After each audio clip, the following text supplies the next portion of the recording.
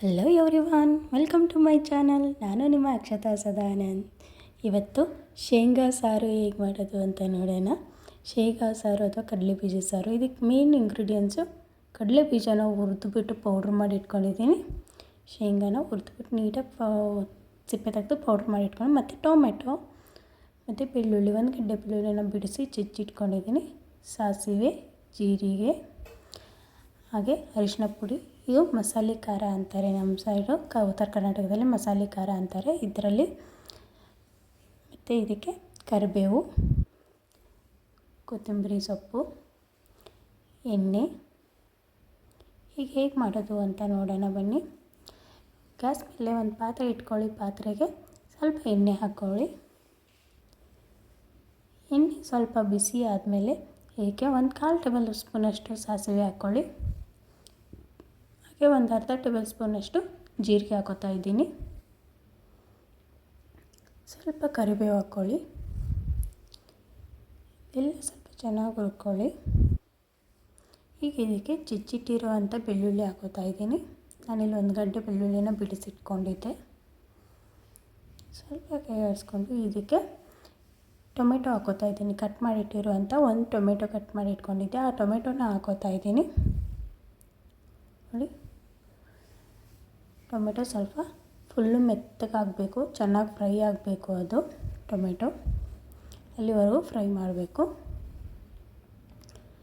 ಇದಕ್ಕೆ ಒಂದು ಸ್ವಲ್ಪ ಉಪ್ಪು ಹಾಕ್ಕೊಳ್ಳಿ, ಅಂದರೆ ಬೇಗ ಬೇಯುತ್ತೆ ಟೊಮೆಟೊ ಅನ್ನೋ ಕಾರಣಕ್ಕೆ ಸ್ವಲ್ಪ ಹಾಕೋತಾ ಇದ್ದೀನಿ.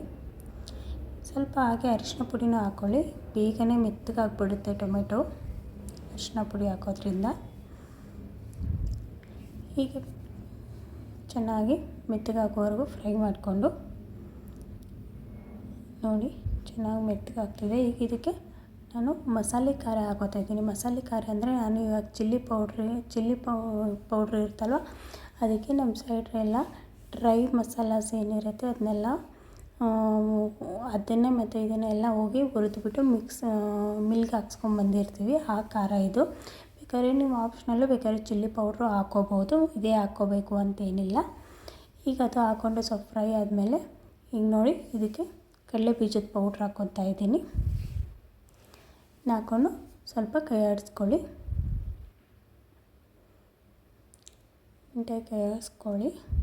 ಕೈ ಆಡಿಸ್ಕೊಂಡು ಇದೆಲ್ಲ ಮಿಕ್ಸ್ ಆದಮೇಲೆ, ಒಗ್ಗರಣೆ ಜೊತೆಗೆ ಮಿಕ್ಸ್ ಆದಮೇಲೆ ಇದಕ್ಕೆ ನಾನು ಸ್ವಲ್ಪ ನೀರು ಹಾಕ್ಕೋತೀನಿ.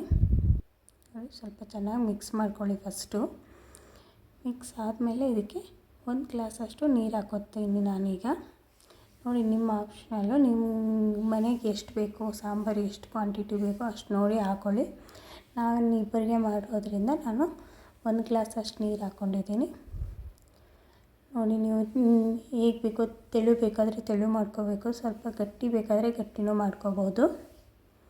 ನೋಡಿ, ನಿಮ್ಗೆ ಯಾವ ಥರ ಇಷ್ಟ ಆಗುತ್ತೋ ಹಾಗೆ ಮಾಡ್ಕೊಳ್ಳಿ. ಈಗ ಸ್ವಲ್ಪ ಉಪ್ಪು ಹಾಕೋತಾ ಇದ್ದೀನಿ. ಆವಾಗಲೇ ಸುಮ್ಮನೆ ಟೊಮೆಟೊ ಬೇಯಲಿ ಅನ್ನೋ ಕಾರಣಕ್ಕೆ ಒಂದು ಸ್ವಲ್ಪ ಹಾಕ್ಕೊಂಡಿದ್ದೆ. ಇವಾಗ ರುಚಿಗೆ ಎಷ್ಟು ಬೇಕೋ ನೋಡಿ ಹಾಕೋತಾ ಇದ್ದೀನಿ. ನೋಡಿ, ನಿಮ್ಗೆ ರುಚಿಗೆ ಎಷ್ಟು ಬೇಕೋ ಅಷ್ಟು ನೋಡಿ ಹಾಕ್ಕೊಂಡಿರಿ ಉಪ್ಪು. ಈಗ ಇದು ಸಾಂಬಾರು ಚೆನ್ನಾಗಿ ಕುದಿಬೇಕು. ನೋಡಿ, ಇದು ಬೆಲ್ಲ ನಾನು ಅದರಲ್ಲಿ ತೋರಿಸಿಲ್ಲ ಇಂಗ್ರೀಡಿಯೆಂಟ್ಸಲ್ಲಿ. ನಿಮ್ಮ ಬೆಲ್ಲ ಆಪ್ಷನಲ್ಲು, ನಿಮ್ಗೆ ಬೇಕಾದರೆ ಹಾಕ್ಕೊಳ್ಳಿ, ಇಲ್ಲಾಂದರೆ ಬೇಡ. ನಾನು ಆಲ್ಮೋಸ್ಟ್ ಎಲ್ಲ ಅಡುಗೆಗೂ ನಾನು ಸ್ವಲ್ಪ ಬೆಲ್ಲ ಹಾಕ್ಕೊತೀನಿ, ಹಾಗಾಗಿ ಹಾಕ್ಕೋತಾ ಇದ್ದೀನಿ. ಇದು ಕೊತ್ತಂಬರಿ ಸೊಪ್ಪು, ಇನ್ನೇನೆಲ್ಲ ಕುದ್ದಿದೆ ಎಲ್ಲ ಸಾಂಬಾರು. ಇನ್ಮೇಲೆ ಕೊತ್ತಂಬರಿ ಸೊಪ್ಪು ಕಟ್ ಮಾಡಿಟ್ಟಿದ್ನಲ್ಲ, ಕೊತ್ತಂಬರಿ ಸೊಪ್ಪು ಹಾಕ್ಕೊತಾ ಇದ್ದೀನಿ. ಹಾಕ್ಕೊಂಡು 1-2 ನಿಮಿಷ ಚೆನ್ನಾಗಿ ಕುದಿಸ್ಕೊಳ್ಳಿ. ಬೇಗನೆ ಆಗೋಯ್ತು ನಿಮ್ಮ ಸಾಂಬಾರು. ಎಷ್ಟು ಕ್ವಿಕ್ಕಾಗಿ ಆಗುತ್ತೆ ಅಂದರೆ ಒಂದು 5 ನಿಮಿಷಕ್ಕೆಲ್ಲ ಸಾಂಬಾರೇ ರೆಡಿ ಆಗೋಗುತ್ತೆ.